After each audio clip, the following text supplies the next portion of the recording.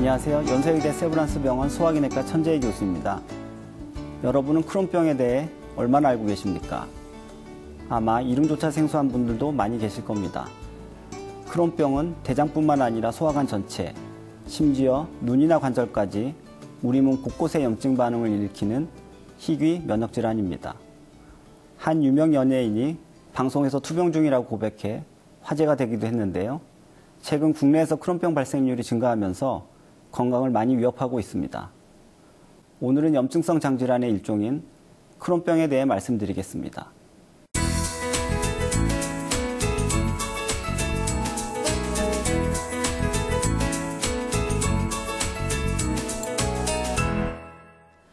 크론병은 원인 불명의 만성 염증성 장질환입니다.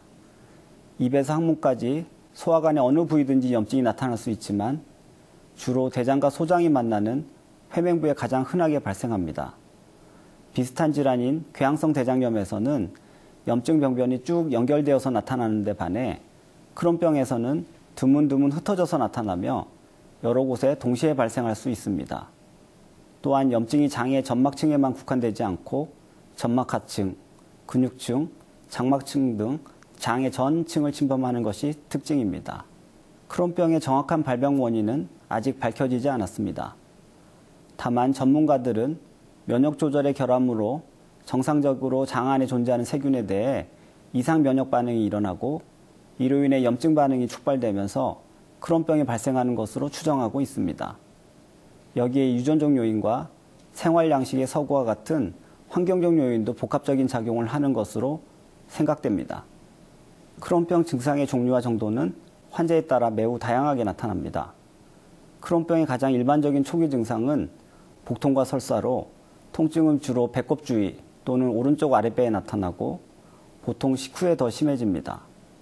열이 나고 체중이 줄거나 식욕이 없어지는 증상도 비교적 흔하게 나타납니다. 또한 항문주위에 치액, 치루 등이 생기는 항문주위 질환이 동반되는 경우도 많은데 국내 크론병 환자의 약 30에서 50%가 여기에 해당됩니다. 이 밖에 관절염이나 관절통, 눈의 포동막염 등 소화관 이외의 전신에도 증상이 나타날 수 있습니다. 아직까지는 한 번의 검사로 크론병을 100% 확진할 수는 없는데요.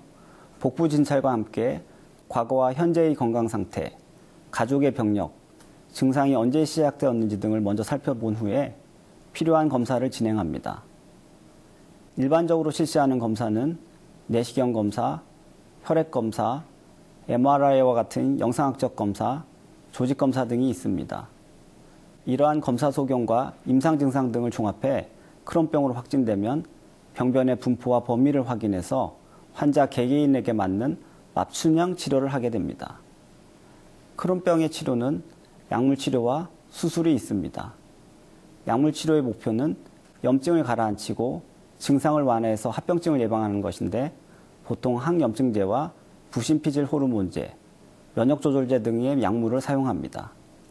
여기에 더해 최근에는 염증 반응을 일으키는 종양괴사인자의 활성화를 막아주는 생물학적 제제가 개발되어 사용되고 있습니다. 이 제제는 염증을 감소시킬 뿐만 아니라 손상된 장 점막을 회복시켜 줌으로써 크론병으로 인한 수술률을 낮추는 데 도움이 되고 있습니다. 이러한 약물 치료에도 불구하고 염증이 심하거나 장협착, 천공 같은 합병증이 발생하게 되면 병이 있는 부분의 장을 절제하는 수술을 합니다. 하지만 크론병은 다른 부위에 재발할 가능성이 있기 때문에 수술 후에도 꼭 꾸준한 약물 치료와 관리가 필요합니다. 아직까지 크론병과 특정 음식 간의 연관성에 대해서는 명확히 밝혀진 바가 없습니다. 오히려 음식을 가리기 시작하면 영양결핍이 생길 수 있기 때문에 특정 영양소가 부족해지지 않도록 골고루 잘 먹는 것이 좋습니다. 단, 염증 반응이 활발할 때에는 자극적이거나 섬유소가 많은 음식은 삼가고 음식을 먹었을 때 분명한 부작용이나 합병증이 나타난 경우에는 해당 음식을 피하는 것이 좋습니다. 그리고 흡연은 크론병 발생을 촉진시키고 증상을 악화시키기 때문에 크론병 환자는 반드시 금연해야 합니다.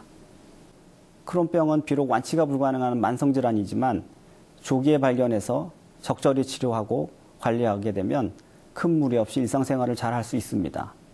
임신과 출산에도 특별한 문제가 없고 여행이나 운동 같은 취미생활도 얼마든지 즐길 수 있습니다. 따라서 증상이 의심될 경우 정확한 진단을 받아보고 치료하시기 바랍니다. 감사합니다.